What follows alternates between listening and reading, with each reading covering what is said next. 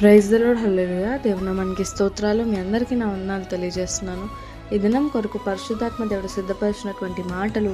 ప్రియ సహోదరి సహోదరుడా, ఈ దినం నువ్వు ఎట్లాగా ఆలోచిస్తున్నావంటే, దేవుడిని ప్రశ్నిస్తున్నావంటే, దేవా నువ్వెందుకు నా జీవితంలో నష్టాన్ని అనుమతించావు? నేను ఇట్లాగా తప్పుడు మార్గంలో వెళ్తున్నప్పుడు నువ్వెందుకు నన్ను ఆపలేదు? ఎందుకు నన్ను అక్కడే ఆపివేయకుండా ఎందుకు నన్ను లైఫ్లో అనుమతించావు? అపవాదికి తలుపు తీసేలాగా నన్ను ఎందుకు అనుమతించావని చెప్పి దేవుడిని ప్రశ్నిస్తున్నావు కదా. అందుకోసమే ఈ దినం పరిశుద్ధాత్మ దేవుడి దినం నీతోనే మాట్లాడుతున్నాను.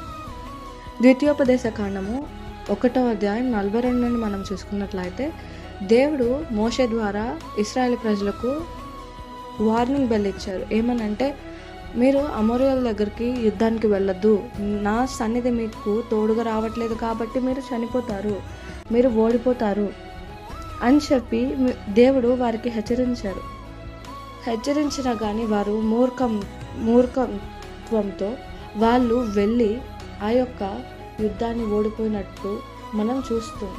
అదే రీతిగా దేవుడు ఇక్కడ ఈ యొక్క వాక్యం ద్వారా మీతో మాట్లాడాలనుకుంటున్నారు. దేవుడు మీకు వార్నింగ్ అనేది తెలియజేస్తున్నారు. మీరు ఏదైనా క్రియ చేసేటప్పుడు కానీ, ఈ యొక్క స్థలములకు వెళ్ళేటప్పుడు కానీ, ఏదైనా మీరు ఆలోచిస్తున్నా కానీ, మీరు వినిన వాక్యాన్ని బట్టి పరిశుద్ధాత్మ దేవుడు మీ యొక్క హృదయం నుండి గద్దిస్తున్నారు. ఇది దేవుడికి ఇష్టం లేదు కదా. ఈ యొక్క స్థలంలోకి వెడితే దేవుడికి నచ్చదు కదా, దేవుడు మీతో పాటు రాడు కదా అని చెప్పి పరిశుద్ధాత్మ దేవుడు మీకు గద్దిస్తూనే ఉన్నారు. ఇప్పుడు దేవుడు సన్నిధి లేనటువంటి స్థలములకి, దేవుడు సన్నిధి లేనటువంటి పనులు నీవు చేసినట్లయితే నీవు ఖచ్చితంగా నష్టాన్ని ఎదుర్కొంటావు. నీ యొక్క లైఫ్లో నీవు దేవుని యొక్క మాట దాటి, దేవుని యొక్క సన్నిధి దాటి, దేవుని యొక్క ప్రెజెన్స్ దాటి నువ్వు ఏదైనా క్రియ చేసావంటే నువ్వు అపవాదికి తలుపు తెరిచినట్టే. అపవాది నీ లైఫ్లోకి దూరి నీకు కర్సెస్ని, నష్టాన్ని, అనారోగ్యాన్ని, ఇంకా వాడి యొక్క బంధకాలని ప్రతిదీ వాడు నీ మీదకి తీసుకొచ్చేటువంటి వ్యక్తిగా ఉన్నాడు. అదే రీతిగా ఇప్పుడు నీవు దేవుని యొక్క సన్నిధిలో, దేవుని యొక్క మేఘం కింద నువ్వు భద్రంగా ఆయన ప్రజెన్స్లో నీవు ఉన్నప్పుడు ఏ ఒక్క అపవాదిని నువ్వు ముట్టకుండా ఆయన నీ చుట్టూ ఆయన అగ్ని కంచెం నీ చుట్టూ ఉంచుతారు. అదే ఇప్పుడు నీవు ఆ కంచెం దాటి నువ్వు బయటకు వచ్చావంటే అది ఎవరి తప్పు? అది నీ మిస్టేక్. పరిశుద్ధాత్మ దేవుడు గద్దిస్తూనే ఉన్నారు, ఇది చెయ్యొద్దు. ఆ దినం ఇశ్రాయేలు ప్రజలకు దేవుడు మోషే ద్వారా ఎట్లాగ గద్దింపునిచ్చారో, మీరు వెళ్ళొద్దు, అక్కడ నా సన్నిధి మీతో కూడా రాదు కాబట్టి మీరు ఖచ్చితంగా ఓడిపోతారని తెలియజేసినా కానీ మూర్ఖత్వంతో వాళ్ళు చనిపోయినటువంటి వ్యక్తిగా ఉన్నారు. కొంతమంది యుద్ధం ఓడిపోయినటువంటి వ్యక్తులుగా ఉన్నారు. ఇప్పుడు వారు యుద్ధం ఓడిపోయి వచ్చి దేవుడి యొక్క సన్నిధిలో మొర పెడుతున్నారు. ఏంటి దేవా, ఈ యొక్క పరిస్థితి నుండి మమ్మల్ని తప్పించు అని చెప్పి మొరలు పెడుతున్నప్పుడు అప్పుడు దేవుడు మోషే ఒక మాట అంటున్నాడు. ఏమని అంటున్నాడంటే, మీరు ఆయన మాట వినలేదు కనుక మీ యొక్క ప్రార్థనలు లక్ష్య పెట్టడం లేదు. అదే రీతిగా దేవుడి దినం నీతో మాట్లాడుతున్నారు. నువ్వు ఎంతగానో ప్రార్థన చేస్తున్నావు కదా, ఎందుకు దేవా అపవాది బంధకాల్లో చిక్కబడి ఉన్నాను, ఎందుకు నా యొక్క జీవితంలో నష్టాన్ని చూస్తున్నానని చెప్పి దేవుడి దినం తేటగా స్పష్టంగా నీతో తెలియజేస్తున్నారు. నీవు నా యొక్క సన్నిధిలో ఉన్నటువంటి ప్రొటెక్షన్ని విడిచిపెట్టి నా యొక్క సన్నిధిలో ఉండకుండా నాకు ఇష్టం లేనటువంటి క్రియలు నువ్వు చేసావు, నాకు ఇష్టం లేనటువంటి మార్గంలో నువ్వు వెళ్ళావు, స్థలముల్లోకి నువ్వు వెళ్ళి నా యొక్క ప్రజెన్స్ నుండి నువ్వు దూరమైన వద్దన్నవి నువ్వు చేసావు కాబట్టి నీవు ఆ నష్టాన్ని ఎదుర్కొంటున్నావు. నీవు అపవాది యొక్క చేతుల్లో నీవు చిక్కుబడి ఉన్నావు.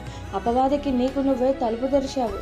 నేను నీకు హెచ్చరిక తెలియజేసినా కానీ నీవు దాన్ని లక్ష్య పెట్టక నీవు వెళ్ళి నీవే చిక్కబడ్డావు. నీవు తిరిగి ఇప్పుడు నాకు ప్రార్థనలు చేస్తే నేను నీ యొక్క ప్రార్థనలు అంగీకరించినని చెప్పి దేవుడు తెలియజేస్తున్నాడు. ఈ దినం నువ్వు ఏం చేయాలంటే, దేవుడు నీకు ఒక ప్రార్థనలు అంగీకరించమని చెప్పి దేవుడు ఇదిలో మాట్లాడుతున్నాడు. ఎందుకనంటే నీకు వార్నింగ్ ఇచ్చినా కానీ తెలిసి నువ్వు చేసావు. తెలియక చేస్తే క్షమాపణ ఉంటుంది కానీ తెలిసి చేస్తే క్షమాపణ ఉండదు. దేవుడు ప్రార్థనలకు జవాబు ఇవ్వడం లేదని చెప్పి బాధపడుతున్నావు, కానీ అది నువ్వు తెచ్చుకున్నటువంటి కాన్సిక్వెన్సెస్. దేవుడిని ఒక మాటకి గద్దింపు పరిశుద్ధాత్మ దేవుడు ఇచ్చినప్పుడు లోబడేటువంటి వ్యక్తిగా ఉంటే దినం నువ్వు ఇట్లాగా తెచ్చుకున్నటువంటి వ్యక్తిగా ఉండవు. అయితే ఈ దినం నువ్వు చేయవలసింది ఒక్కటే అని చెప్పి దేవుడు మాట్లాడుతున్నాడు. నీవు ఇప్పటికైనా నీ యొక్క పూర్ణ హృదయంతో పగలబడినటువంటి నీ యొక్క హృదయంని దేవుని యొక్క సన్నిధిలో, దేవుని యొక్క పాదాల మీద కుమ్మరించి, నీవు సంపూర్ణమైనటువంటి పశ్చాత్తాపం నువ్వు ఎప్పుడైతే కలిగి దేవుని సన్నిధిలో నీవు ప్రార్థన చేసి, మరలా నేను అట్లాగా చేయనయ్యా, నీ యొక్క సన్నిధి విడిచి నేను వెళ్ళనయ్యా, నీ గద్దింపు నాకు లోబడతానయ్యా, నీ గద్దింపు నాకు లోబడకుండా వెళ్ళనయ్యా నేను అని చెప్పి నువ్వు గాడ్ దగ్గర ఒక ప్రామిస్ తీసుకో. ప్రామిస్ చేయి గాడ్కి, దేవా అది వరకు నేను అపవాదికి తలుపు తెరిచినట్టు నేను ఇప్పుడు తలుపు తెరవనయ్యా, నీ యొక్క సన్నిధిలో నువ్వు ఎక్కడ ఉంటావు అక్కడ నేను ఉంటానయ్యా, నేను ఎక్కడికి వెళ్ళినా నీ యొక్క సన్నిధి నాకు తోడు కావాలయ్యా, నీవు నాకు హెచ్చరిక ఇచ్చినప్పుడు లోబడేటువంటి మనసును నాకు ఇవ్వయ్యా, ఈ యొక్క రాతి హృదయాన్ని తీసివేయ్యా, నీ యొక్క హృదయాన్ని నాకు దయచేయ్యా అని చెప్పి నీ హృదయపూర్వకంగా ఎప్పుడైతే పశ్చాత్తాపపడి దేవుని సన్నిధిలో మొర పెడతావో ఆయన నీకు సమాధానం ఇచ్చేటువంటి దేవుడుగా ఉంటున్నారు. నీవు ఇంకను లేట్ చేసి ఇంకను అపవాది బంధకంలో వాడు వేసేటువంటి ట్రాప్స్లో ఇంకా ఇంకా ఇంకా ఇంకా దూరంగా నేను తీసుకెళ్ళిపోవాలని ట్రై చేస్తాడు దేవుడి సన్నిధి నుండి. వాడికి ఒక్క ఛాన్స్ చాలు, ఒక్క సందు చాలు నిన్ను దేవుడి నుండి దూరం చేయడానికి. కానీ నువ్వు బాధపడుతున్నావు కదా, దేవుడు నీకు మరలా ఇంకొక అవకాశాన్ని ఇస్తున్నారు. నువ్వు మరలా ఎప్పుడైతే హృదయపూర్వకంగా నీవు పశ్చాత్తాపపడి ఆయన సన్నిధికి వస్తావు, మరలా నిన్ను రీస్టోర్ చేస్తానని చెప్పి దేవుడి దినం నీతో మాట్లాడుతున్నాడు. వారి యొక్క ప్రార్థనలు లక్ష్య పెట్టలేదు, కానీ ఈ యొక్క కృపాకాలంలో దేవుడు మరలా నీకు ఒక అవకాశం ఇవ్వాలనుకుంటున్నాడు. ఎందుకంటే నీవు నష్టపోవడం ఆయనకి ఇష్టం లేదు, ఆయన సన్నిధి నుండి నువ్వు తొలగిపోవడం ఆయనకి ఇష్టం లేదు. నీవు పరలోక రాజ్యంలో చేర్చబడాలని ఆయన కోరుకుంటున్నారు.